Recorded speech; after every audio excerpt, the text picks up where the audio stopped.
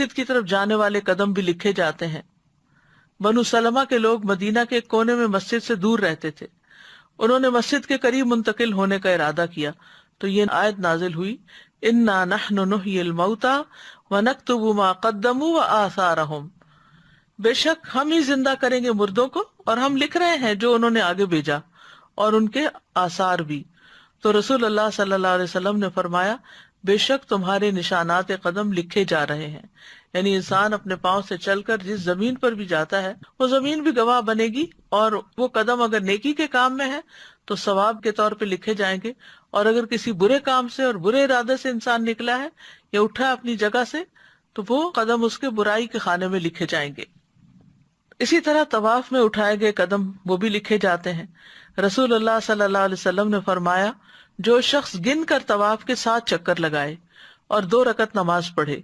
تو یہ ایک غلام آزاد کرنے کے برابر ہے، یعنی ثواب ہے۔ اور جو شخص ایک قدم بھی اٹھاتا یا رکھتا ہے، یعنی ایک اٹھاتا ہے ایک رکھتا ہے ایک اٹھاتا ہے ایک رکھتا ہے، تو ہر قدم پر اس کے لیے 10 نیکیاں لکھی جاتی ہیں اور اس سے 10 گناہ مٹائے جاتے ہیں اور اس سے 10 درجات بلند کیے جاتے ہیں۔ اس سے انسان اندازہ کر سکتا ہے کہ کتنا زیادہ اجر و ثواب ہے۔ پھر حاجی کی سواری کے قدم لکھے جاتے ہیں۔ نبی صلی اللہ علیہ وسلم نے فرمایا، جب تم اپنے گھر سے بیت الحرام کے ارادے سے نکلتے ہو تو تمہاری اونٹنی کوئی قدم نہیں رکھتی اور نہ اسے اٹھاتی ہے، مگر اللہ تعالیٰ اس کے ساتھ تمہارے لیے ایک نیکی لکھ دیتا ہے اور تم سے ایک گناہ مٹا دیتا ہے۔ یعنی حاجی سفر پر ہی نکلتا ہے، اپنا ایک قدم اٹھاتا ہے، سواری پر بیٹھتا ہے، تو بظاہر تو یہ انسان کہتا ہے کہ میرا پتہ نہیں کیا ثواب ہے کیا نہیں، میں تو سواری پر بیٹھا ہوا ہوں، لیکن اس کا بھی اجر بتا دیا گیا کہ اگر وہ اللہ کے کام کے لیے نکلتا ہے، بیت الحرام کی طرف نکلتا ہے، تو جو قدم سواری اٹھاتی ہے اس ہر قدم کے لیے نیکی لکھی جاتی ہے۔ پھر اسی طرح سلام کرنا اور سلام کا جواب دیا جانا، اس میں بھی انسان کے لیے نیکیاں لکھی جاتی ہیں۔ سہل بن حنیف کہتے ہیں کہ رسول اللہ صلی اللہ علیہ وسلم نے فرمایا، جس نے السلام علیکم کہا اس کے لیے 10 نیکیاں لکھی جائیں گی، جس نے السلام علیکم ورحمۃ اللہ کہا اس کے لیے 20 نیکیاں لکھی جائیں گی،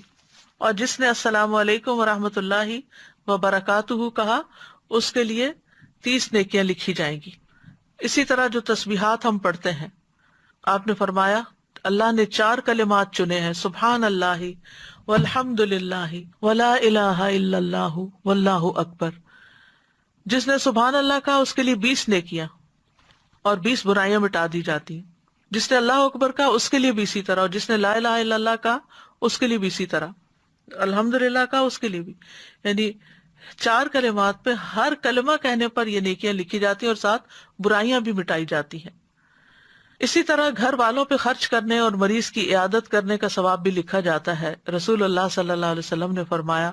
جو شخص اللہ کی راہ میں اپنی زائد چیز خرچ کر دے تو اس کا ثواب 700 گنا تک ہوگا۔ تو اگر ضرورت کی چیز خرچ کرے تو کتنا زیادہ ثواب ہوگا۔ اور جو اپنی ذات پر اور اپنے اہل خانہ پر خرچ کرے یا کسی بیمار کی عیادت کرے یا کسی تکلیف دہ چیز کو راستے سے ہٹا دے تو ہر نیکی کا بدلہ اس کے مثل 10 نیکیاں ہوں گی۔ اسی طرح جانور کی خوراک کے دانے کے بدلے نیکی لکھی جاتی، یعنی اگر آپ میں سے پرندے ہیں وہ ہو گئے یا ویسے آپ نے کوئی جانور پالے ہوئے ہیں تو جو بھی چارہ ان کو کھلاتے ہیں ہر دانے کے بدلے نیکی لکھی جاتی ہے۔ روح بن زمبا کہتے ہیں کہ ایک مرتبہ وہ تمیم داری کے ہاں ملاقات کے لیے گئے، وہاں پہنچ کر دیکھا کہ وہ خود اپنے گھوڑے کے لیے جو کے دانے صاف کر رہے ہیں، حالانکہ ان کے اہل خانہ بھی وہیں تھے۔ روح ان سے کہنے لگے،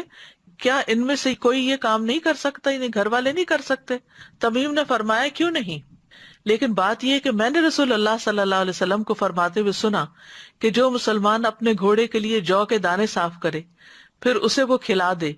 تو اس کے لیے ہر دانے کے بدلے میں ایک نیکی لکھی جائے گی۔ پھر اسی طرح اللہ کے راستے میں رکھے گئے جانور کے آثار لکھے جانا۔ پہلے زمانے میں تو ظاہر ہے کہ جانوروں کے اوپر سواری کی جاتی تھی، آج کے دور میں گاڑیاں ہیں، تو اسی اعتبار سے جو شخص نیکی کے کاموں کے لیے اپنی سواری رکھتا ہے تو اس کے لیے اسی طرح اجر ہے۔ پھر اسی طرح لوگوں کو معاف کرنا لکھا جاتا ہے۔ رسول اللہ صلی اللہ علیہ وسلم نے فرمایا، تم سے پہلے آدمیوں میں سے ایک آدمی کا حساب لیا گیا تو اس کے پاس کوئی نیکی نہیں تھی مگر یہ کہ وہ لوگوں سے لین دین کیا کرتا تھا، وہ مالدار آدمی تھا،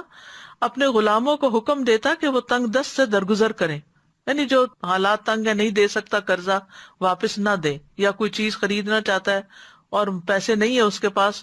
تو اس کو چھوڑ دیں، آدھے چھوڑ دیں، پورے چھوڑ دیں۔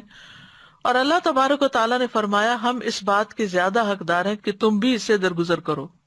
یعنی فرشتوں سے کہا کہ تم بھی اس سے درگزر کرو۔ پھر اسی طرح لوگوں کی تکلیف پریشانی دور کرنا یہ بھی لکھا جاتا ہے۔ رسول اللہ صلی اللہ علیہ وسلم نے فرمایا جو شخص کسی مسلمان کی کسی پریشانی کو دور کرتا ہے